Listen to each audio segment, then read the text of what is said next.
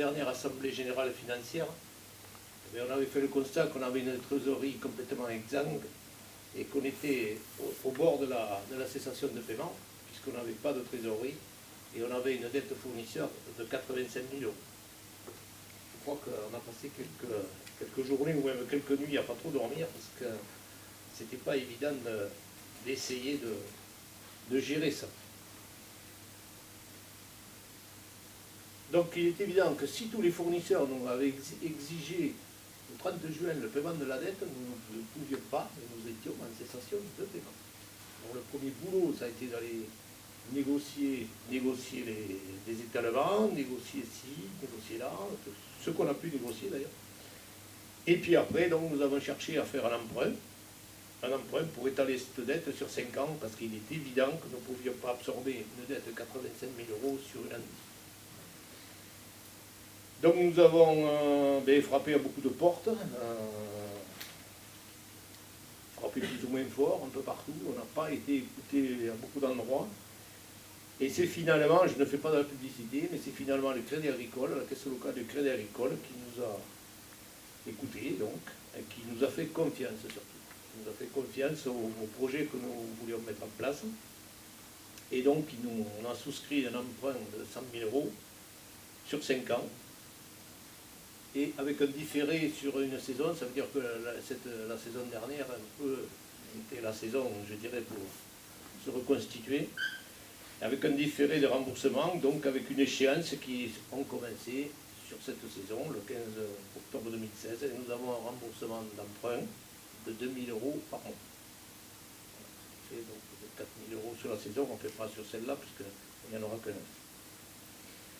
Cela donc a permis de solder tous les fournisseurs de la saison dernière. À la clôture de cet exercice, là donc au 30 juin, il n'y avait quasiment plus aucune dette fournisseur. Tous les fournisseurs de la saison de notre gestion étaient payés. Bon, il y avait 4 497 euros, bon, c'est un décalage tout simple. C'est-à-dire que tous les fournisseurs étaient payés. Deux mots concernant aussi le résultat d'exploitation. Bon, après 2 saisons avec des déficits très importants, hein, comme l'a dit Jean-Louis, moins 110 000 et moins 102, nous avions, lorsque nous sommes présentés devant la commission de contrôle des championnats fédéraux, je peux dire qu'on n'en menait pas large. Hein. Se présenter là, plus de trésorerie, plus rien. Bon, on a mis en place, on s'est construit un bilan prévisionnel. On a présenté ce bilan prévisionnel et on a simplement dit, ben, faites-nous confiance, on va essayer d'ajuster ce bilan prévisionnel. Ce bilan prévisionnel, bon, ben, on avait pour objectif, sur 2 ans, d'arriver à l'équilibre. J'avoue que secrètement, moi j'avais le secret espoir d'arriver à l'équilibre sur la première année. On n'y est pas souverain, on n'y est pas, puisqu'on a 21 000 euros de déficit, mais je vais vous expliquer pourquoi, justement, on n'a pas pu arriver complètement à l'équilibre cette année. Ben, tout d'abord, hein, sur 18 000 euros, c'est tout bête, la Fédé m'a reversé 3 000 euros fin octobre, donc ils ne sont pas pris en compte. Donc en fait, s'ils avaient été pris en compte, on n'aurait plus qu'un déficit de 18 000 euros. Ensuite, il y a un fonds de péréquation qui est reversé par la FFR. Un fonds de péréquation, c'est-à-dire c'est un reversement des bénéfices de la FFR qu'elle fait sur les recettes des clubs fédéraux. Depuis de longues années, c'était entre 15, 18, 22 000. Bon, cette année, pas. Moi, j'avais prévisionné pour 15 000, et bien cette année, c'est tombé à 9 000. Donc, il me manquait encore 6 000. Vous voyez qu'on n'était pas loin, quand même. Après, il y a eu, ben ma foi, là, il y a eu la défaite de Montlion ici. Alors, évidemment, sportivement, ça fait râler tout le monde, ça c'est sûr.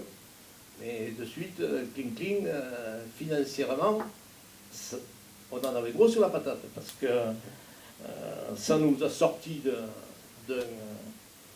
ça nous a, ou plutôt reversé dans un tableau beaucoup plus compliqué, avec un 8e aller à Rouen, coût de l'opération aller à Rouen, 6-7 000 euros. Hein.